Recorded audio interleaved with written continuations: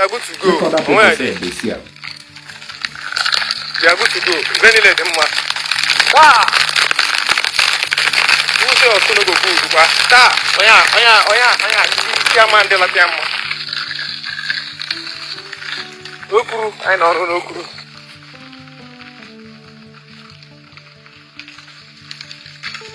No, Okuru. We are taught Okuru.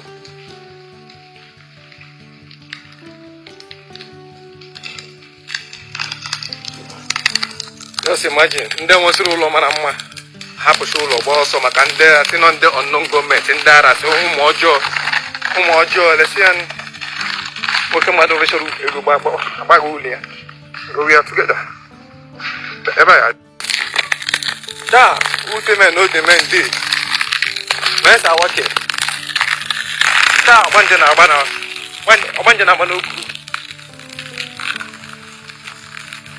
Now, some people don't ask questions why they bonfire everywhere.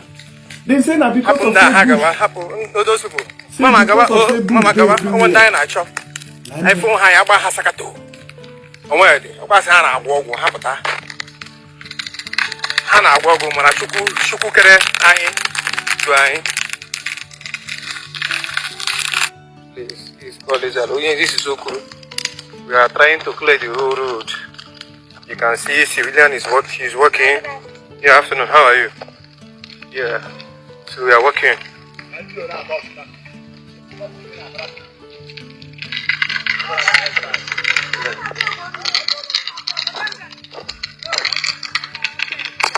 Come on, I want you. This is Paul Lezala. Soja. Okay, now this is Paul Lezala's compound. As you can see, the men are working. And see, His Royal Highness for Lezala's place. We are just trying to work on the road. Yeah. For Lezala. Boys are good to go. We are working. Yeah. I have got another boundary from our ward to Okuru. So, you can see a civilian. One engineer here. John, I say I go even I don't know where. Yeah, no, no, I miss you by. I miss you, but also see it so. Or them. Also, the mother, the men I get there on your brother. Oh, man. So, I know why you know. I'm a mau. You know, the men did. They are willing for everything, yeah? Who about the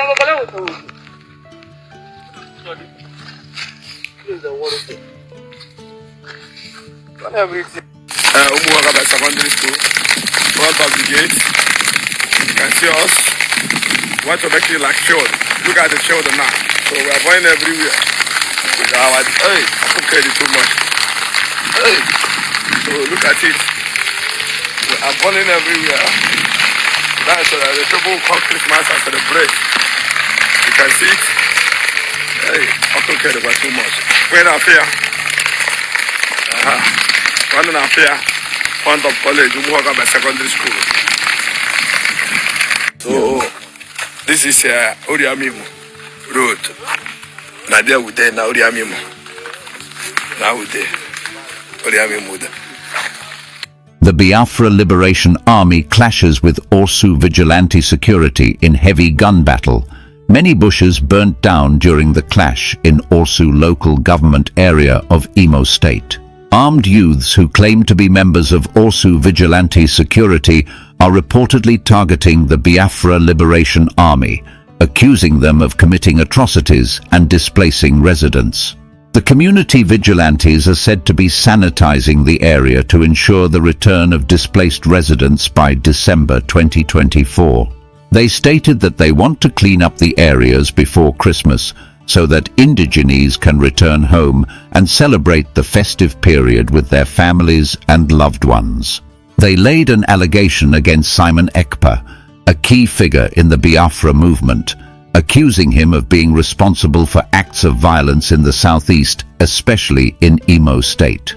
Let me take you to a place that many have heard about, but few truly understand: the heart of Imo State, especially Orsu local government area.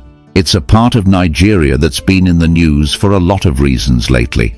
Imo State, like many other places in the southeastern region, has faced ongoing tension and unrest due to political and social issues. The conflict? It's not new.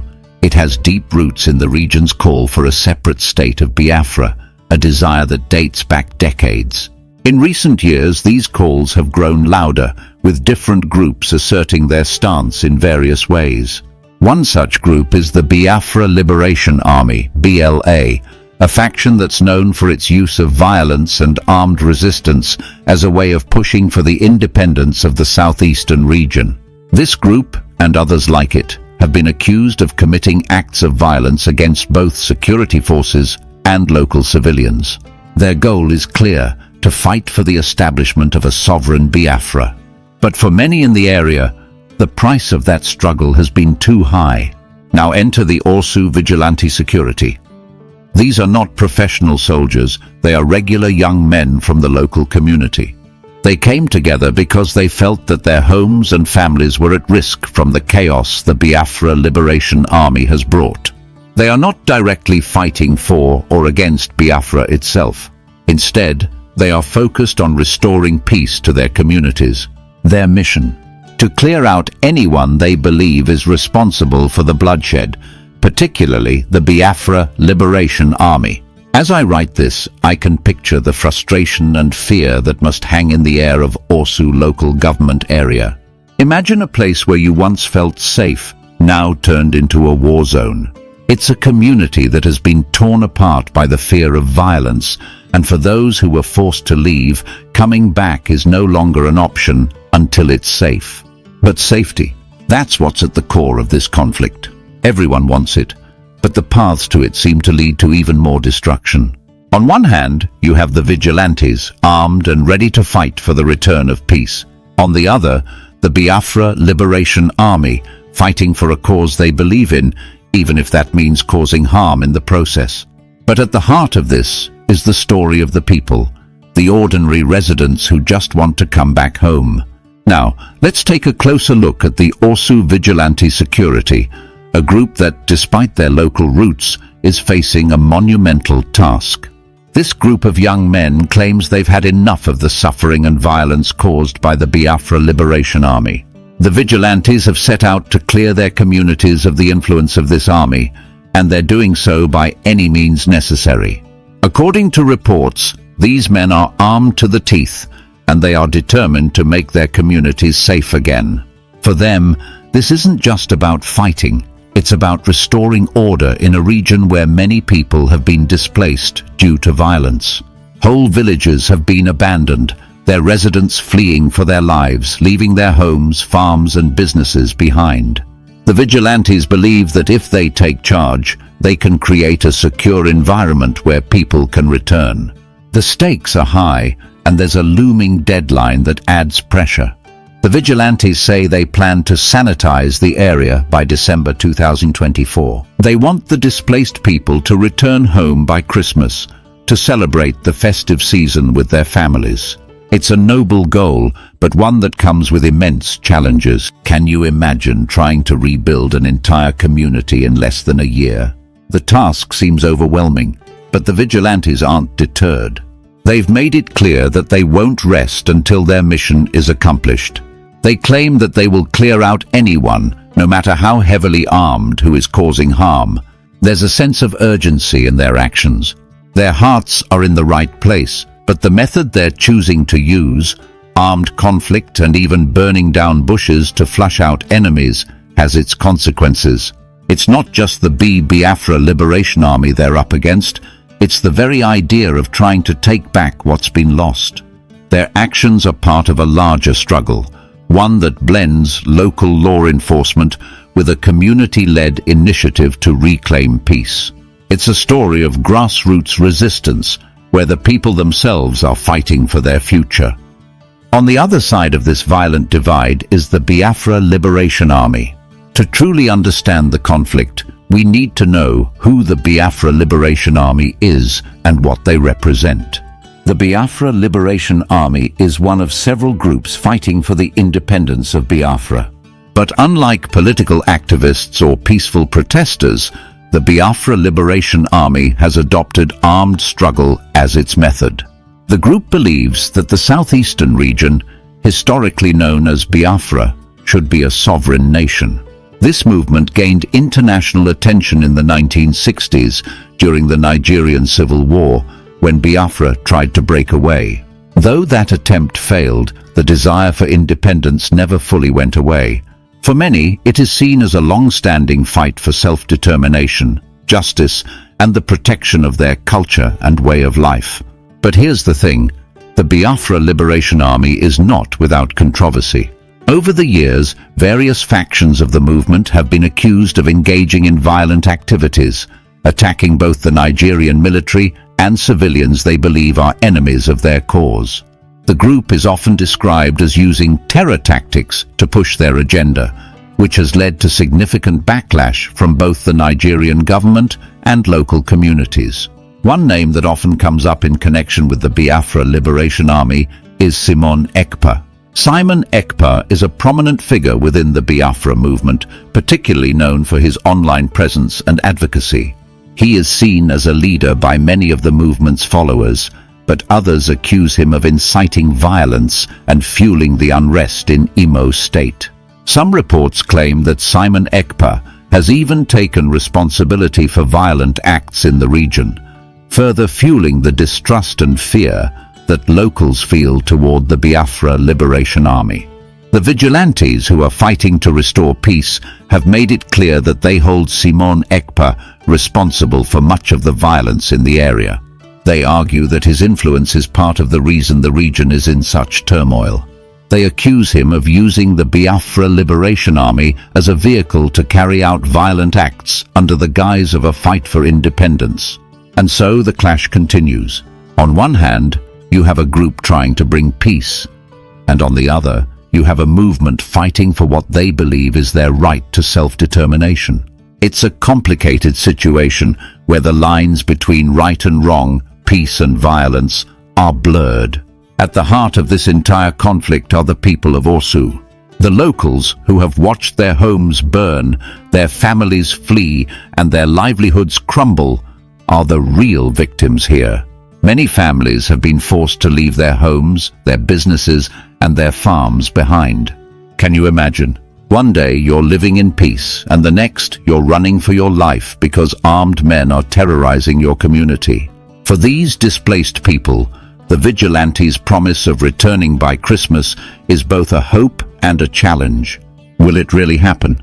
Can the vigilantes defeat the Biafra Liberation Army and restore peace? It's hard to say. But there is one thing that is certain. The people of Orsu want to go home. They want to rebuild their lives and to be able to celebrate the holidays in peace with their families.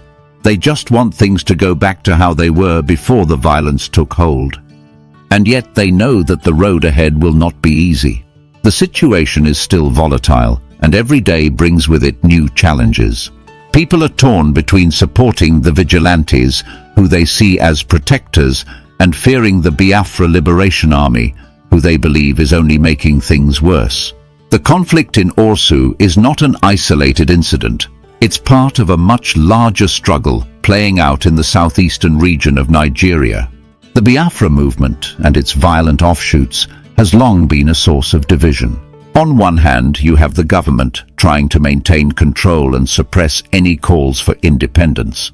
On the other hand, you have groups like the Biafra Liberation Army fighting for what they see as the right to self-determination. The question remains, how can peace be achieved in a place so divided? Can armed groups like the Vigilantes and the Biafra Liberation Army ever find common ground? Or will the violence continue, with both sides claiming victory and the people of the region continuing to suffer? At the core of this conflict is the need for dialogue and understanding. The people of Imo State and the entire southeast are tired of violence. They want to live in peace, free from fear. But achieving that peace will require more than just armed confrontations. It will require compromise, dialogue, and a willingness to listen to each other. To fully understand the ongoing conflict in Orsu and the larger southeastern region, we can't ignore the role of the Nigerian government. The federal government, in its effort to maintain national unity, has consistently sought to prevent any secessionist movements from gaining traction. The memories of the Nigerian Civil War, which occurred in the late 1960s and saw the failed attempt by the Biafran region to become an independent state, still loom large over Nigeria today. The government's response to groups like the Biafra Liberation Army has been a mix of military force and political negotiation. However, the military approach has often led to further violence, with accusations of human rights violations, including extrajudicial killings and arbitrary detentions. While the government asserts that it's simply trying to protect the territorial integrity of Nigeria, for many in the southeastern region, these actions feel like the government is ignoring their calls for justice and equality. From the perspective of the Nigerian government, the Biafra Liberation Army's activities are seen as terrorism. The group has been linked to attacks on security forces and civilians alike, and the government has vowed to eliminate them. But, as we've seen in places like Orsu, this military approach has only led to more tension. The people in the region feel trapped between two forces, the Nigerian military, which is seen as an occupying force, and armed groups like the BLA, which claim to represent the interests of the people, but use violence to achieve their goals. In response to the escalating situation, the government has also deployed its own security forces to the region. However, this has only added to the complexity of the conflict. The presence of more armed forces doesn't always bring peace. Instead, it often results in clashes between different groups. It's a bitter cycle. The more the government tries to control the region, the more resentment builds among the local population, who feel that their needs are being ignored. They are good to go. They are good to go. Very late, Emma. Ah!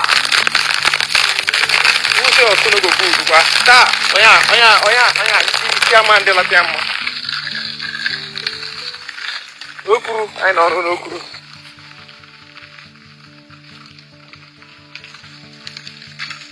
No, Okuru. We are taught Okuru.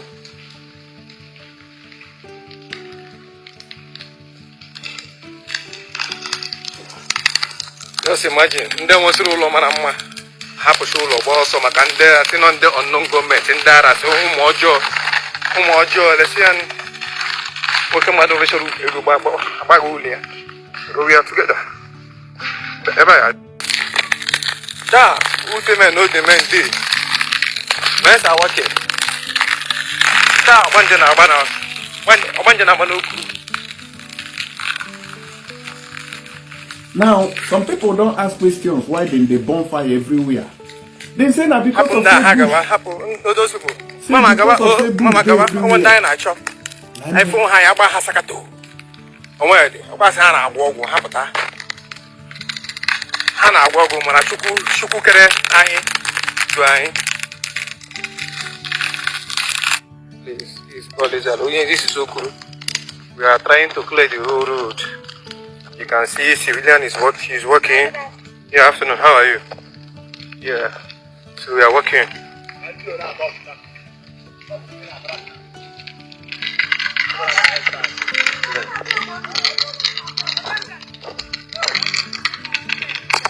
Come on, I want you. This is Paul Ezala. Soja. Okay, this is Paul Ezala's compound. As you can see, the men are working. And see, it's very nice for Ezala's place. We are just trying to walk on the road. Yeah, it's Paul Ezala. Boys are good to go. We are working. Yeah. I have another boundary from our ward to Okuru. So, you can see a civilian. One engineer here. Which one I say I go even I don't know where. Yeah, no, I miss you by. I miss you, but also see it so. Or them. Also, the mother, the men I get the on your brother. Oh, man. I know why you now. I'm a You know the same man there. They are willing for everything, yeah? Ah. Who about the Anglo? This is the water thing. Not everything. Umuwaka Secondary School. Front of the gate. You can see us. We want to make it like children. Look at the children now. So we are going everywhere. With our hey, I don't care too much. Hey. So look at it. We are burning everywhere. That's the people who come Christmas and celebrate. You can see it. Hey, I don't care about too much. We're not fair. One and a half year, front of college, Umuwaka Secondary School. So this is Oriamimu Road. Now there we there now Oriamimu. Now we there. Oriamimu there.